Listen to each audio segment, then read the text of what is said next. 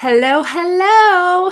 I believe I am live on YouTube and on Facebook and LinkedIn. I think it's working. Hopefully it's working. I'll see you in a second with comments. But it is October. And my name is Trisha Broderick with Ignite Insight and Innovation, coming live first Friday of each month. And I don't quite know how to feel that it's already October. I'm partially super happy because I just want time to keep going to where I can be with people again. Not that I don't enjoy lives. I mean, I do, but I so want to see people's faces and laugh in the same room together as we're learning. So, but I'll still take this. It's something better than nothing, right? Today's topic is I've been getting a lot of questions and things about like, well, why are we even doing an agile transformation, or why are we doing this? And honestly, it kind of shocks me that people have this because agile is not the goal. The agile is a means. It's a mindset and a means to accomplishing a bigger goal. But so many companies kind of come at it from just do agile, and that can be problematic and it can be difficult. I find that everybody has their own little story about why they kind of went down this path towards agility. So I thought today I'd share you my personal one, and what problem I was trying to stop from happening over and over and over again. And I wanted a different outcome. So I thought I'd share with you that today. Now, in order to do that, I'm going to test out some tech. I'm going to share my screen. Hope that it goes well. So we'll see. If we've got, so let me share this. Let's see. Everybody cross your fingers with me. Cross your fingers that it all works, because I don't really have a backup plan here. Yes. So I believe you can see this. Perfect. And so here's the problem that I was trying to fix. Now, I'm a former developer, but I did a lot of mainframes. So I'm a COBOL, Dial 280, that kind of developer. But I did some J2E stuff too, but it's, yeah, mainframe. But as a former developer, we always had this chart. And even as a project manager later, as I was watching it, there was always this one chart and it always looked the same. So let's go through that chart today, right? It's the must fix defects. Now, on a traditional project, if you have this deadline out here, right? Our deadline is out here, way out here. Let's even say it's like a year out or something, right? You don't want any defects. You want that must fix defects to be zero. So at the start of a project, what it looks like often is at the very beginning, there's no defects, right? There's just no defects. And that's because you're in design. You're in design. There's no defects, nothing to do, right? But over time, then you start getting a little bit of development. Some developers understand that they're testers as well, right? You get into some development time, and then you have a point that I call the mass merge point. And that mass merge point is the point where everybody is working on their individual machines, and then they're about to enter into testing. And you can only guess what happens with this line. You're right. It just skyrockets up. Like, it's ridiculous. It just goes out of this roof because you're in testing, you're finding all these defects. Well, you realize you've got to hit that deadline, so you start to try and bring it down. Only when you bring it down, it also goes back up. And it goes back up because every time you find one defect, you get two new ones, even if you fix that first one. And so there's this point where you're trying to fix them, but you realize you're not going to quite make the deadline. So you have this like massive straight down drop. That massive drop isn't just, oh, well, we realized that some of them, we took out scope. Because of that mass merge, removing scope is really, really difficult. It usually just creates more defects. And so what you realize instead is you're like, okay, well, the other way to do it is to declare a phase 2, to take some of those must fix bugs and turn them into nice to haves. So we're killing quality. Let's get honest. That's what we're doing right there. We're killing quality. But we do it. And so we keep going. We realize we're going to get there. Sometimes there's a phase 3 where we kill more quality. Let's just own it, right? And we keep going, and we get to the point of that go, no go meeting. We're not quite at 0 yet. And so we always look at the business and we say, here's your choices. You can kill the project or give me another week. And every time the project's going to choose giving you another week because the return on investment's too great at this point. They have 0 value. They are going to give you a week. And that week can sometimes turn into more. And it's not that I was malicious by any means. It was just simply, we were doing the best that we could. We always had these defects and we would finally deliver value.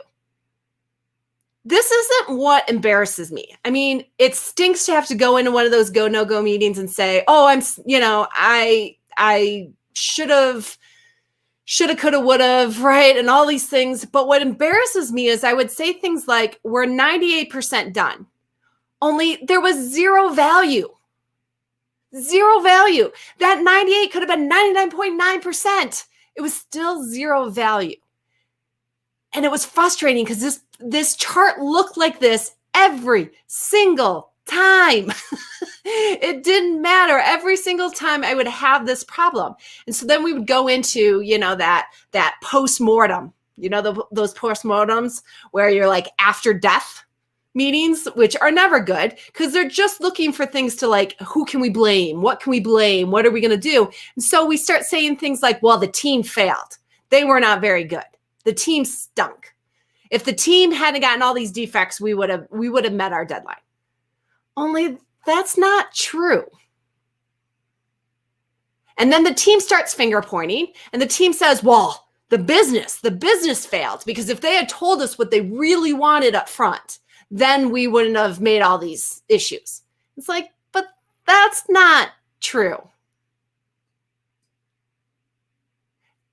And we just repeated this cycle over and over again. We'd have another meeting. The team failed. No, the business failed. The team fails over and over and over again. And no matter how many companies I go into today, I can redraw this chart and people are like, oh, we don't call it phase 2. We call it, like everybody's got this same chart.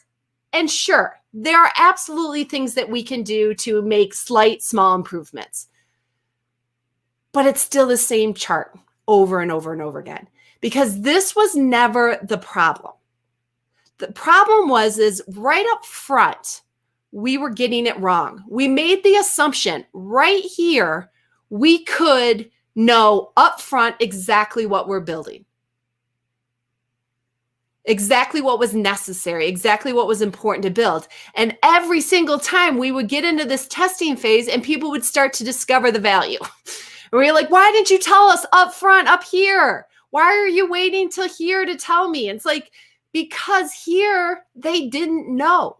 This is what knowledge work was.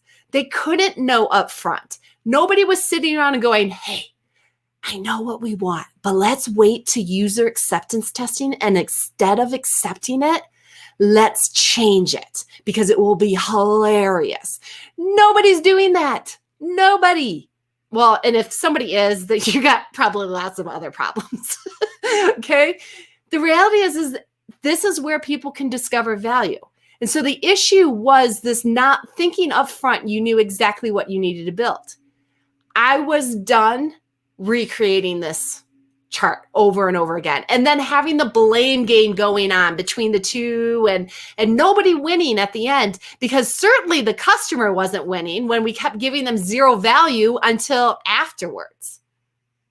And even then the value was questionable because we delivered didn't mean it actually was discovering what true value was.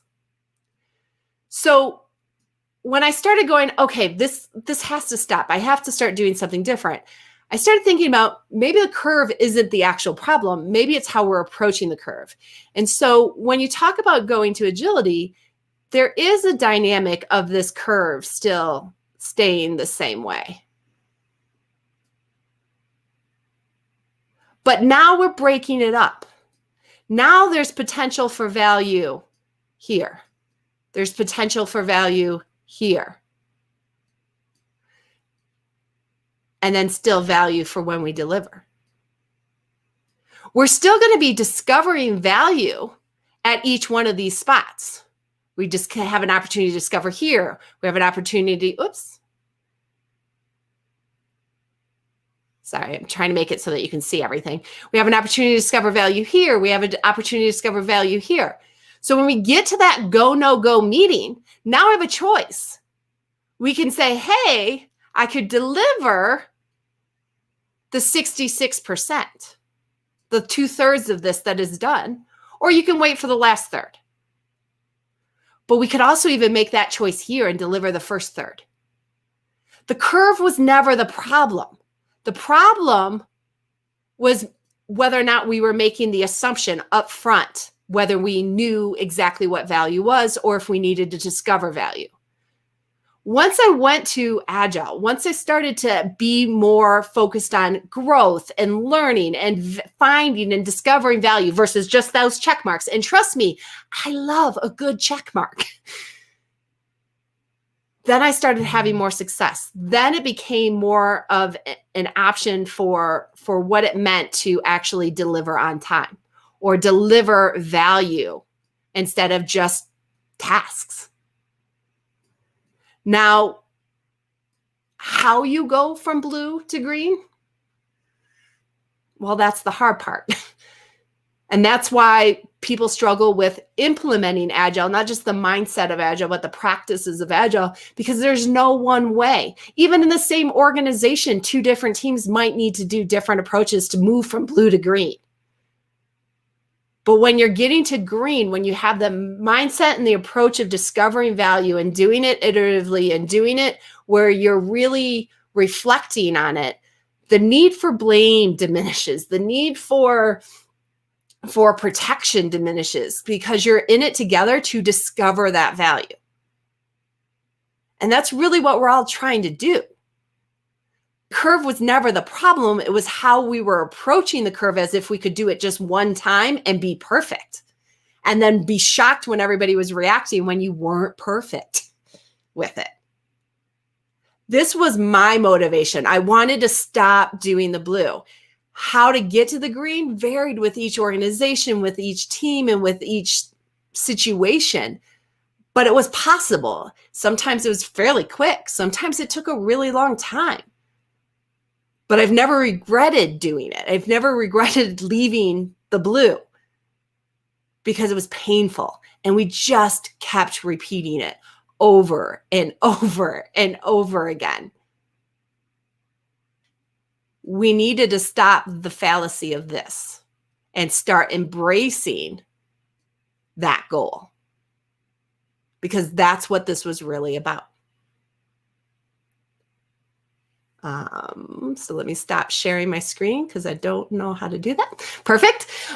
So that was my motivation. That was the kind of thing that made me say, I want this problem to stop. Agile helps us solve problems. It's not the means for just doing the thing for itself. And that was the problem for me that I wanted to stop. I wanted to stop those horrible after the fact meetings where we acted like we all could have been perfect instead of just embracing learning and what we needed to do to keep moving forward and together and how this works and to learn to discover value. So whatever it is for you, find your main reason of what you're trying to do change for. Find that meaningful purpose and go from there. Then it gets a lot easier to figure out how you're going to do those transitions, what changes you need to make and where you need to go with it. So hopefully that was helpful. If not, I probably just triggered a few of you with some trauma of like, oh no, that's the cycle we're in. You are not alone, but the option to break that cycle is yours. So with that, I'm kind of done for today's. Let me look. Oh, upcoming things. I have very little upcoming things. I have Agile Arizona is going on in November. I'll be doing a session with Diana Larson as well as an advanced ACSM course that week. So you might want to check them out. Jake Calabrese and I are going to be doing a Leading Amazing Teams course. The last one sold out. This next one is in December, and we don't have 2020. Oh my gosh, we're almost in the new year. 2022. I just had a moment there. 2022's schedule up yet, but our next lat is in December. And then I do have a impactful training and speaking course up for January as well.